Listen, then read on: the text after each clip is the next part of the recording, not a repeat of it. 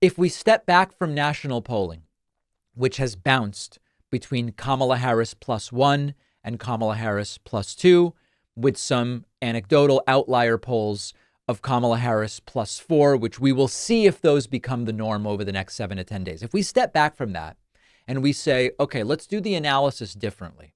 Let's do the analysis focusing exclusively on the Electoral College, remembering that Democrats can win by 1 or 2 or even 2.5 in the national popular vote, but still lose electorally. We understand that, looking at history, looking at 2016 and looking at other years. What is the scenario that this actually is looking far, far better for Donald Trump? Well, I will show you the scenario. In Arizona, Donald Trump is winning in an average of recent polls right now. That's a reversal from 2020. In 2020, Trump lost Arizona.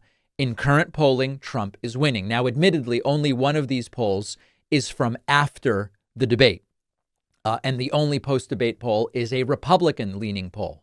But as of right now, 2024's map looks better for Trump than 2020's. So when you see Trump leading Arizona, you say, well, hold on a second. Maybe this isn't all roses and ginger snaps for Kamala Harris. We then look at Michigan. Yes, Kamala Harris is leading in Michigan, but by a fraction of a point. And in fact, of the two post-debate polls, one is tied and one has Trump winning. That doesn't look very good, given that Donald Trump lost Michigan in 2020. We then go to Wisconsin. Yes, Kamala Harris holding a lead in Wisconsin, but by just 1 point. And importantly, Trump surging in Wisconsin from 46.8 all the way up to 48. So Trump is actually gaining ground in the state of Wisconsin. We look at North Carolina. Now, we're going to do a separate discussion of North Carolina in a moment. North Carolina, Trump is winning right now, although it is tighter than we would expect. So we're going to come back to North Carolina. And then if you look at Georgia, another state that Joe Biden won in 2020, Trump is currently leading in Georgia. Yes, it's only by a fraction of a point. But once again, the one post-debate poll that we have has Trump leading Georgia, a state which Joe Biden won in 2020.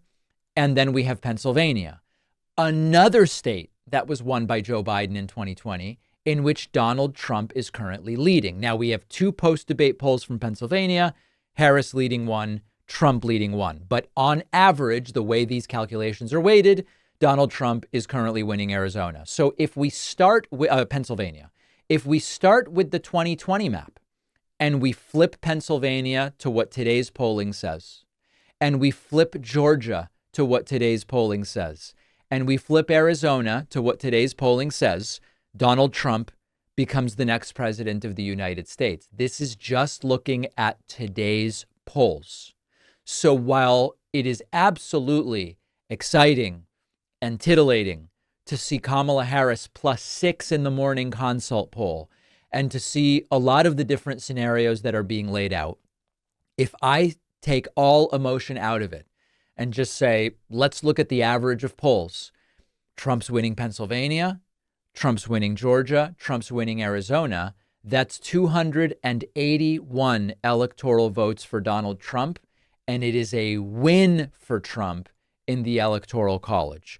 So lest anyone take comfort in the numbers that we are seeing from the optimistic for Harris scenario, I've just outlined to you the way the Electoral College is looking as though it would fall if the election were held today, understanding that when Trump's winning by 0.2 and the polling on average has a margin of error of 3, we all understand that.